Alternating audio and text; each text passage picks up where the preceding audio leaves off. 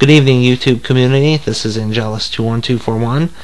Tonight's scary story is based off of a video game, LSD Dream emulator. So, let's go ahead and get started.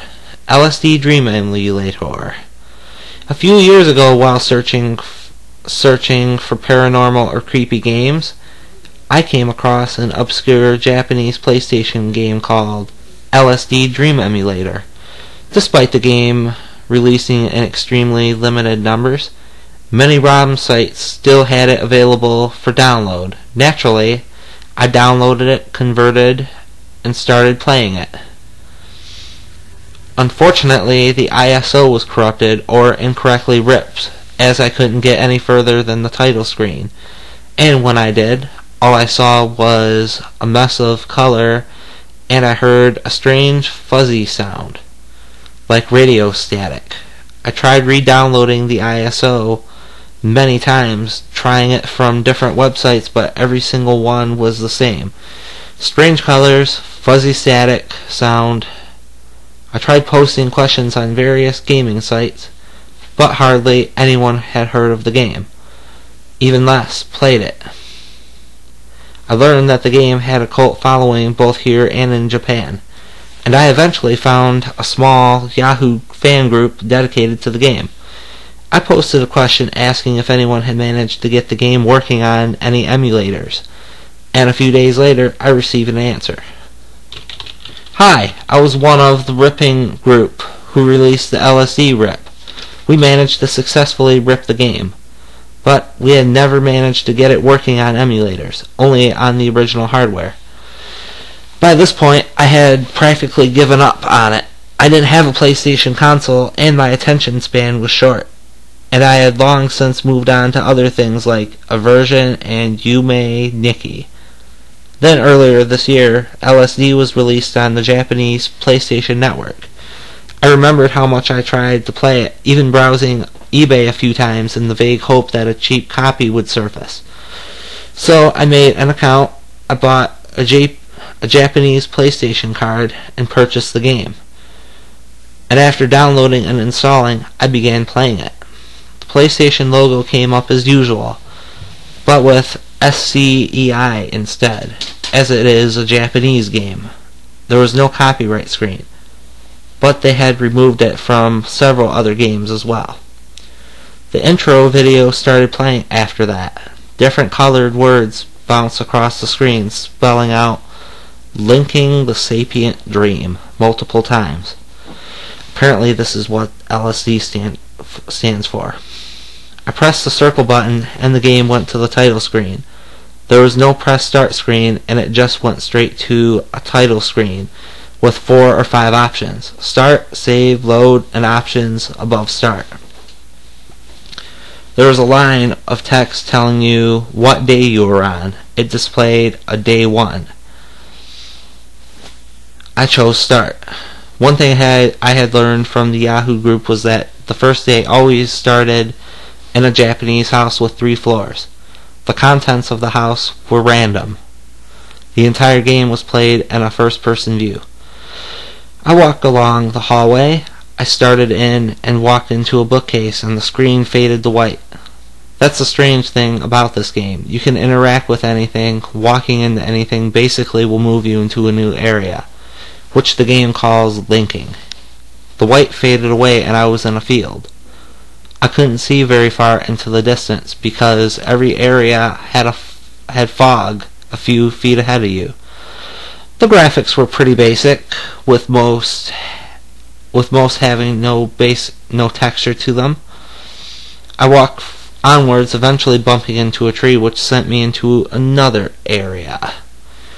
This time, things had gotten a bit more sinister. I was in a dark city standing on a metal pier. A boat loomed in the fog, out on the water, and lampposts lit the streets. I walked down into the road and came across alleyways. Graffiti covered some of the walls. Strange multicolored eyes staring out at me. Then I heard a noise from behind me, and the screen flashed quickly and I turned around. Just behind me, a man had appeared. He was wearing a gray hat in a long trench coat. He was walking slowly towards me, almost gliding across the ground. I tried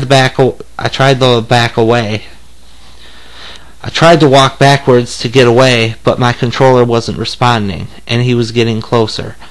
For a split second, 2 red dots glared out from under his hat. Then the screen flashed again. This time, I was back in the house. Something had changed, though. The texture of the walls were replaced with pictures of real violence. Women being raped, children torn apart, cannibalism, torture, a Japanese man breaking his own fingers with a hammer. As I moved through the house, the picture slowly began getting worse. The music began distorting and slowing down. The corridor was longer than it was before, and it was getting darker. I knew what was at the end. He was.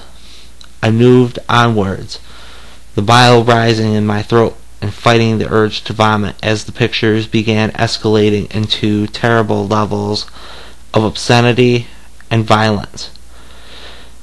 A few steps forward, a man was removing a young boy's legs. A few more, a pregnant woman cutting out her own fetus.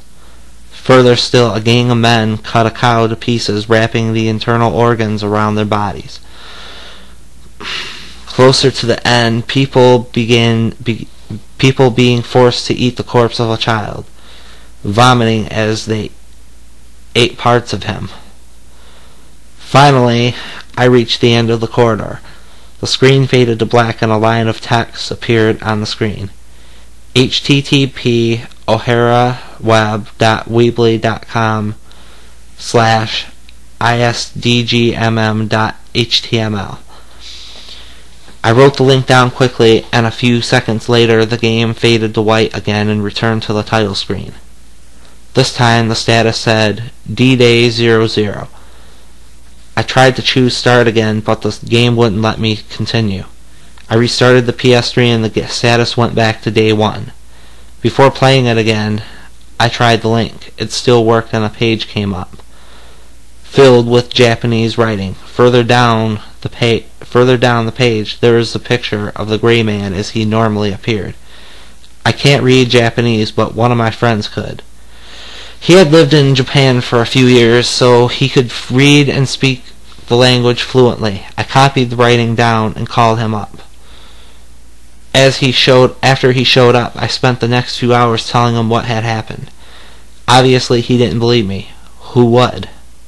But he still agreed to take a look at the writing on the page. Despite a few tries, I couldn't get the web page up again, so I handed him the copy I had made. He glanced at it for a few minutes and then suddenly turned white. He handed it back to me and sat down on the couch.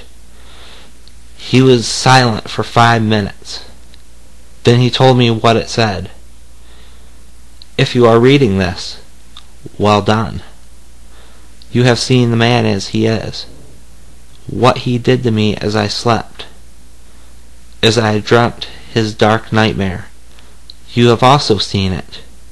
Those violent images were him. He had no form, only the dream man. He caused all this, those events and the images. He took those innocents and possessed them. He made them do it. He made me make that game. Gray, gray, gray, gray, gray, gray, gray. As he finished, he stood up and grabbed his coat and said, "Whatever you saw in that game, don't tell me anything about it." Then he left. The next week, he went back to Japan, and I couldn't touch another console after that. I destroyed the PS3 and replaced my computer. A few weeks later, after he left for Japan, I got a call. He had killed a man, and then committed suicide. The man he had killed, Osamu Satu, was the lead designer on LSD. If you guys are wondering, this game actually does exist, but it isn't nearly as violent. Wow, that was actually a pretty creepy one. That one gave me the chills right there. Alright, I hope you guys enjoyed the story. Go ahead and give it a like if it deserves it. And more importantly, go ahead and subscribe to my channel. And you guys have a good night.